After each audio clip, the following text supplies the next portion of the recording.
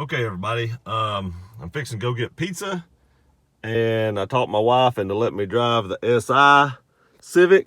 Up here's the sunroof. We'll go ahead and open that to get more light in here. Let me go ahead and start it.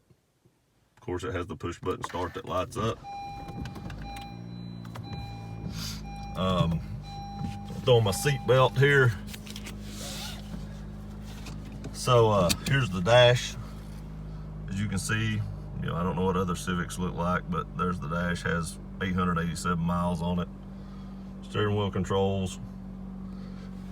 The seats has the SI in the seat. It's got good lumbar support. Let me back out and can't remember which way actually takes the parking brake off. Took me a second. It's got the, let me get out here where we can see a little bit better. Throw it neutral. I think that sets the parking brake. Maybe not. All right, that set the parking brake. Okay, finally figured out how to work the parking brake. It's actually a button. It's not a handle or nothing, so it took me a minute. Here's the infotainment system. It does not have a control for the stereo, but you can actually just push this and slide it, and it'll actually work a little bit. I noticed that the other day. You can slide it up and down. It works a little bit. Not quite as good as I'd like it to be. I'm with Rob on that, Throb Nation.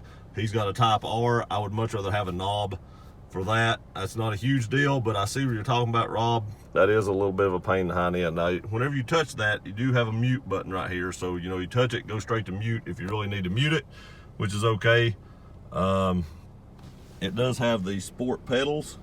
It came with the rubber floor mats in the front and the rear. See the rear seats back here. We did just get the windows tinted in this today. 20% all the way around with strip of 5 on the front. So, I can't open the windows, not that I'd want to anyway on this crappy day. It does have like some faux carbon fiber here. I would say that's probably not real carbon fiber if I was guessing.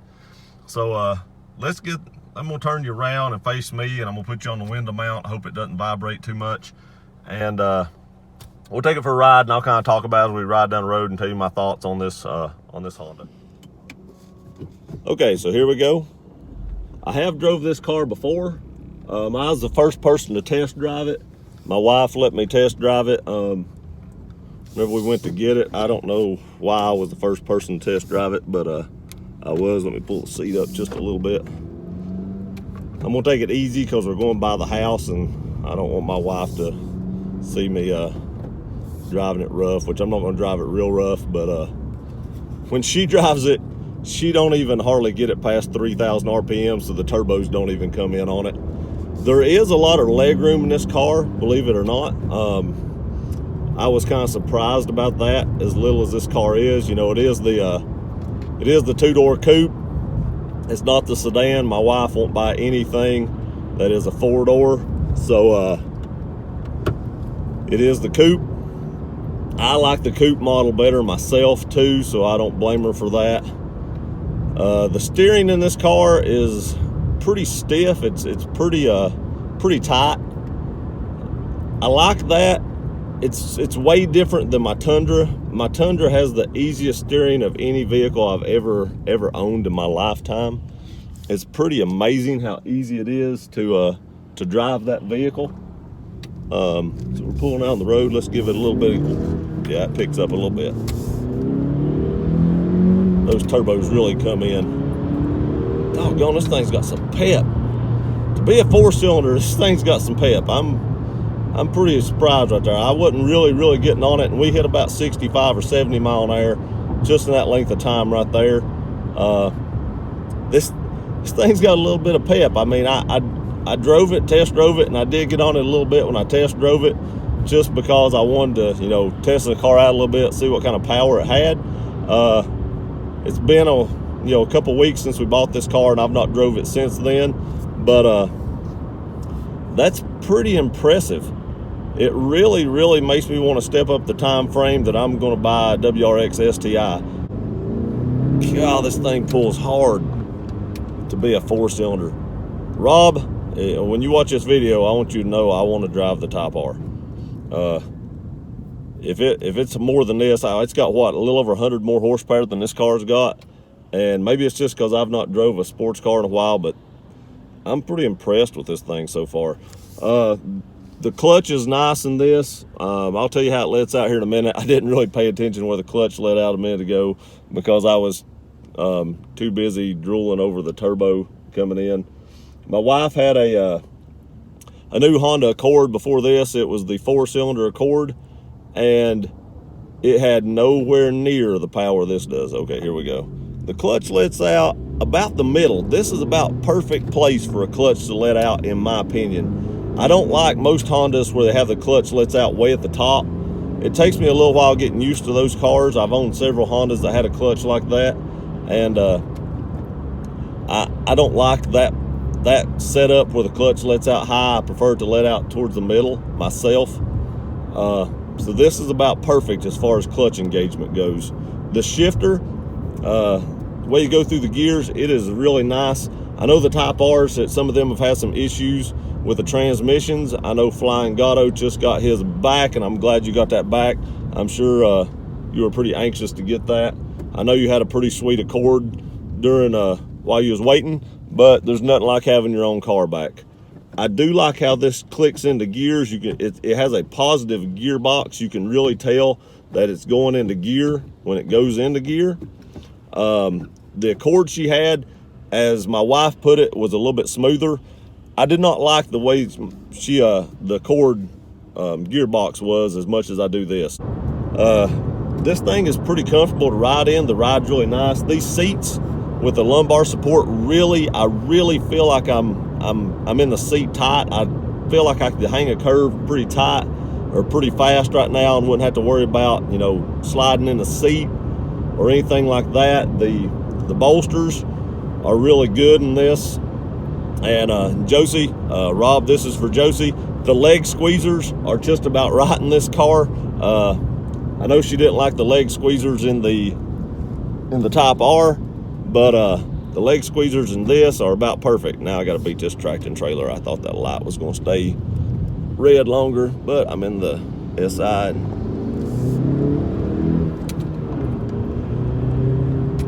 Because I have to get off right here at this off ramp. Usually I get in the left-hand lane there when there's something slow so I can shoot around it and I don't have to wait on it going. There's tractor and trailer there, and I was like getting in the left-hand lane, then the light turned green. There is one negative about this car that I found. I found it the first time I drove it. I'm sure all Civic owners know this, and I'm in this predicament right now.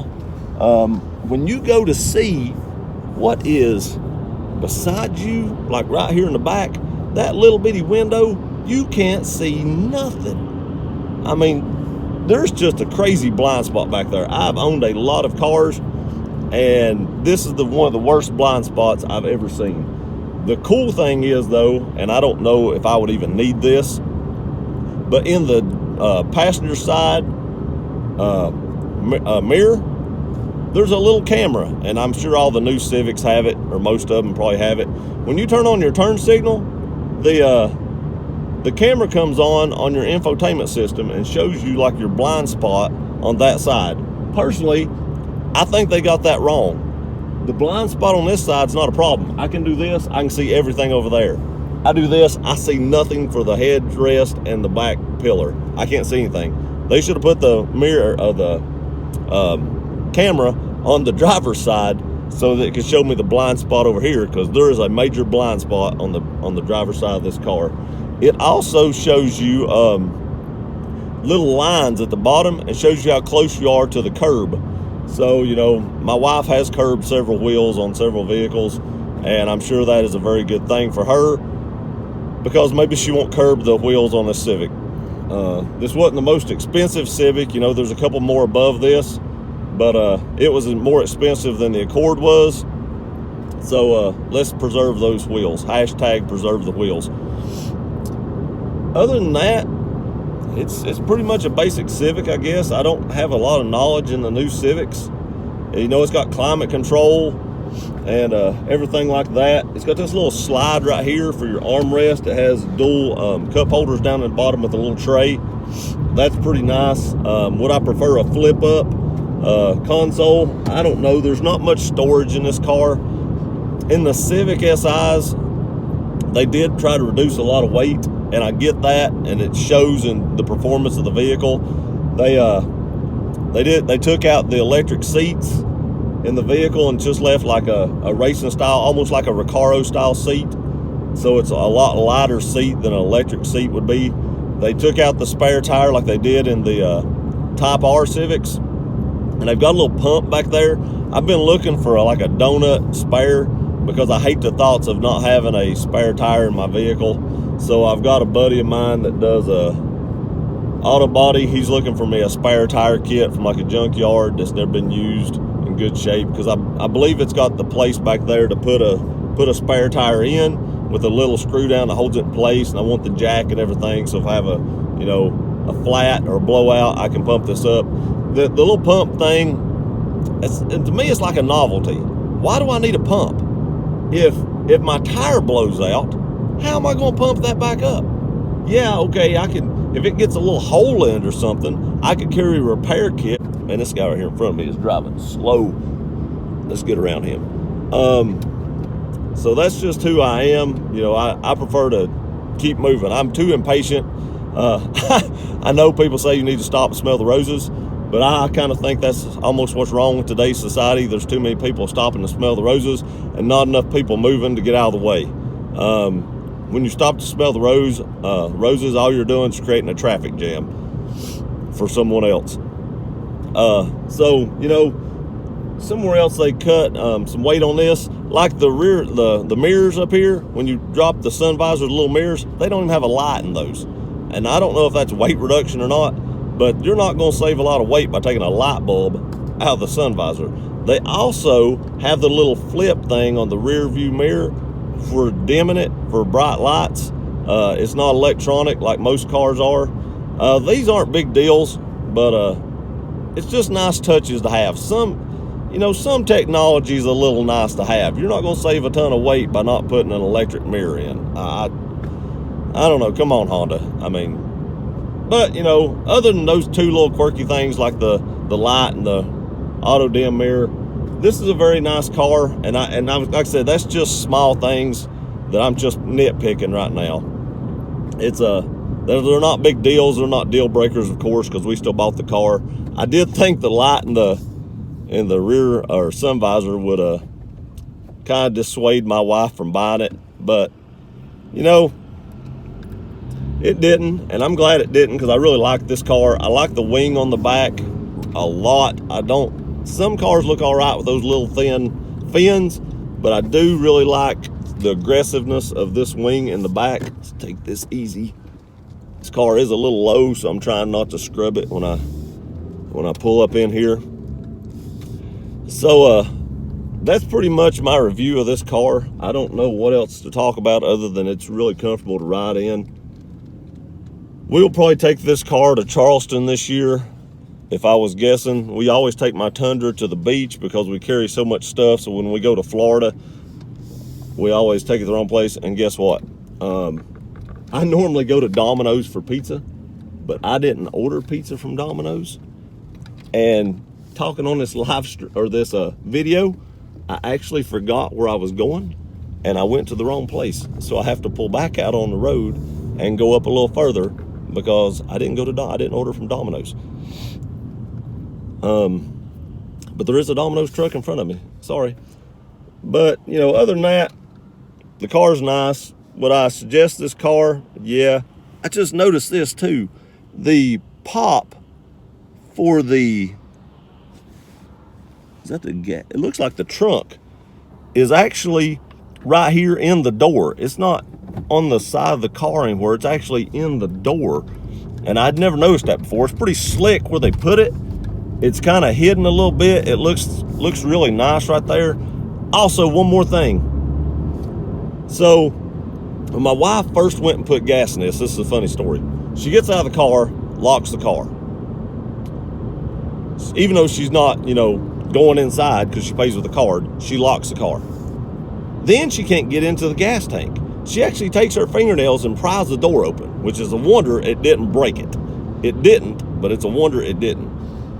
When you lock the doors on this car, it locks your gas cap. Well, not gas cap, but your door to your gas tank. And when you unlock it, you just push in on it, pops open, and you can unscrew it. But since she locked the car, it wouldn't, pop. She was pushing in on it. She's doing everything she could. She looked for buttons. She opened the door looking for buttons. And then when she shut the door back, she relocked it.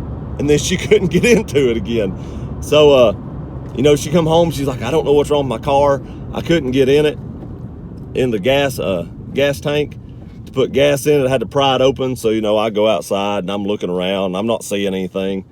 And I unlocked the car and I heard something click and I was like, wait a minute. I walked back there and pushed it and then it opened. So if you get a Civic and, they don't tell you how to put gas in it, unlock the door first. It's been my review of the SI. I highly suggest the vehicle. Honda makes a good car. Steering wheel's nice. It's fat. I do like that. I don't like little skinny steering wheels. I want something I can hang on to when I'm going around curves that don't slip in my hand. So I do recommend this car. It is pretty quick for what it is. Little 4-cylinder turbo, it's pretty quick. But that's about it. Would I buy it again? Yeah, I would. It's a nice car. Would I buy one for myself?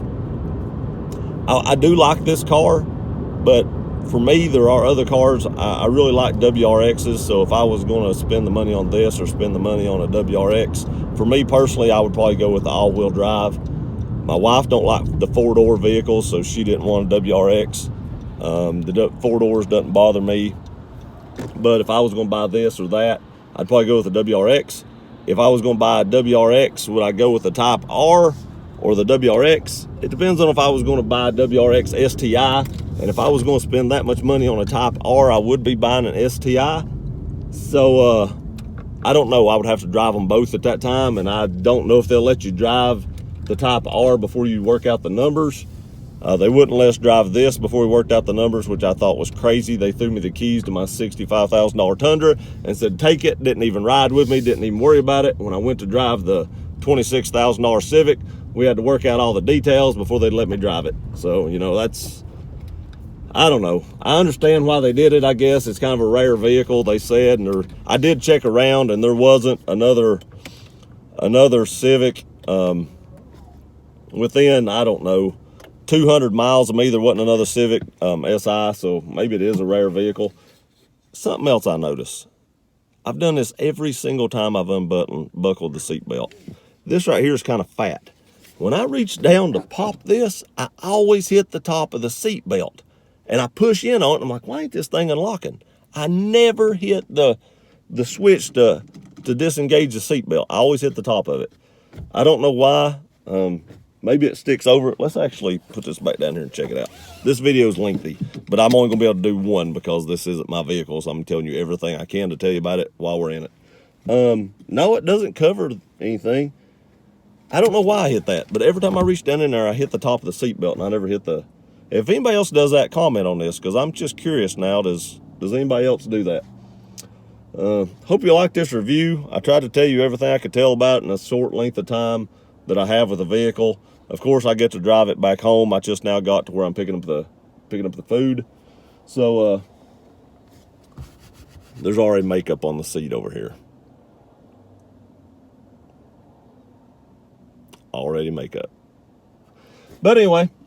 Hope y'all enjoyed the video. I didn't even get that out. Hope y'all enjoyed the video. Hope y'all have a great weekend. We'll see you next time.